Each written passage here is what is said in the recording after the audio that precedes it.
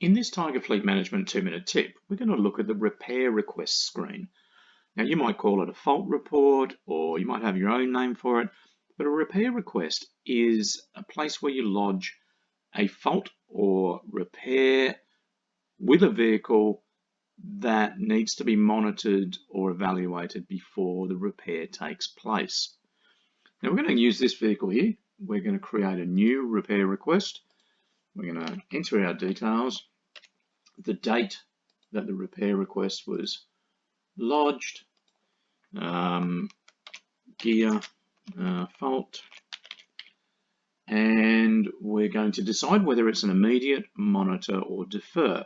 Now, your scheme might be similar, but immediate means obviously that the vehicle is not roadworthy and the fault should be fixed straight away. If we're going to monitor it, it means we're going to look at it for a while and see if there is a problem. And if we're going to defer it maybe to the next service, we're going to click defer. We're going to monitor this one. The person who made the decision could be an external service provider or someone in-house. I made this one, and it's jumping out of first gear. Okay, if I had a document to attach, I would, but I don't, and I'm going to save it. Now we can see that this repair request is sitting here as an outstanding. Once we make the repair, we can go to the repair request and we can tick it and enter our repair details from the repair that took place. Now, obviously, you'd have some sort of paperwork to fill all this in. We're going to say that it was completed in. It was out again on the 2nd.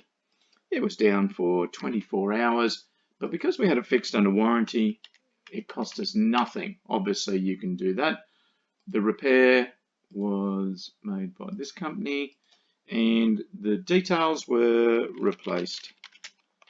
Gearbox under warranty. If I had any other comments, I can add them there. And now we can see that this is now ticked. So this repair is now going to clear this repair request. I can attach some documents if I do have some relating to it. Normally I would. You just do it the same as you do any other screen, and then we save.